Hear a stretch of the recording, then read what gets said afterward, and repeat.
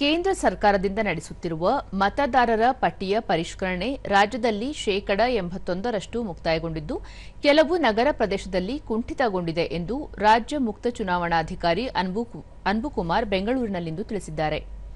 ಸುದ್ದಿಗಾರರೊಂದಿಗೆ ಅವರು ಮತದಾರರ ಪಟ್ಟಿಯ ಪರಿಷ್ಕರಣೆ ಕುರಿತು ಮಾಧ್ಯಮ, ಜಾಹೀರಾತು, ಸಾಮಾಜಿಕ ಮಾಧ್ಯಮ, ಫೇಸ್ಬುಕ್ ಸೇರಿದಂತೆ ಎಲ್ಲಾ ಹಂತದಲ್ಲೂ ಜನರನ್ನು ತಲುಪಲು ಪ್ರಯತ್ನಿಸುತ್ತಿದ್ದು ಬಹುತೇಕ ಯಶಸ್ವಿಯಾಗಿದೆ.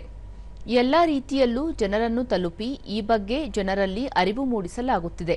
ಹಾಗಾಗಿ ಪ್ರಕ್ರಿಯೆ ಉತ್ತಮವಾಗಿ ಸಾಗಿದೆ ಎಂದರು. ರಾಜ್ಯದ 224 ವಿಧಾನಸಭಾ ಕ್ಷೇತ್ರಗಳ ಪೈಕಿ 5,54,32,312 ಮಂದಿ ಮತದಾರರಿಗೆ ಮತದಾರರ ಪಟ್ಟಿಯ ಪರಿಷ್ಕರಣೆ ಪತ್ರ ತಲುಪಿಸಲಾಗಿದೆ.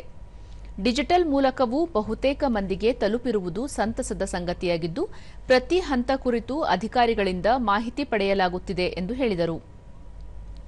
ಮತದಾರರ ಪಟ್ಟಿಯ ಪರಿಷ್ಕರಣೆ ಫಾರ್ಮ್ ವಿತರಣೆಯಲ್ಲಿ ದಾವಣಗೆರೆ, ಕುಮಟಾ, ಹಿರೇಕೆರೂರು, ಮುಳಬಾಗಿಲು, ಮೇಲುಕೋಟೆ, ಹಿರಿಯೂರು, ಚಳ್ಳಕೆರೆ ಕ್ಷೇತ್ರಗಳು ಮೊದಲ ಸ್ಥಾನದಲ್ಲಿದ್ದು, ಉಳಿದಂತೆ ಚಿತ್ರದುರ್ಗ, ದಾವಣಗೆರೆ, ಉತ್ತರ ಕನ್ನಡ, ವಿಜಯನಗರ, ಗದಗ, ಕೊಪ್ಪ, ಹಾಸನ ಜಿಲ್ಲೆಗಳು ನಂತರದ ಸ್ಥಾನದಲ್ಲಿವೆ. ನಗರ ಪ್ರದೇಶಗಳು ಕೊಂಚ ಹಿನ್ನಡೆಯಲ್ಲಿದ್ದು ಅಧಿಕಾರಿಗಳ ಜತೆ ಮಾತುಕತೆ ನಡೆಸಲಾಗಿದೆ. ಕೆಲ ಕ್ಷೇತ್ರಗಳಲ್ಲಿ ಫಾರ್ಮ್ಗಳನ್ನು ಹಿಂಪಡೆಯಲು ಸಾಧ್ಯವಾಗಿಲ್ಲ.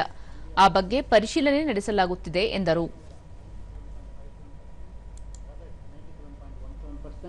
ಕೊಪ್ಪಳ 96.59%, ಹಾಸನ್ 95.21%, ಈ ರೀತಿ ಹಲವಾರು ಜಿಲ್ಲೆಗಳು ಡಿಸ್ಟ್ರಿಬ್ಯೂಷನ್ ಅನ್ನ ಒಂದು ಉತ್ತಮ ರೀತಿಯಲ್ಲಿ ಮಾಡಿಕೊಂಡು ಬರ್ತಾ ಇದ್ದಾರೆ.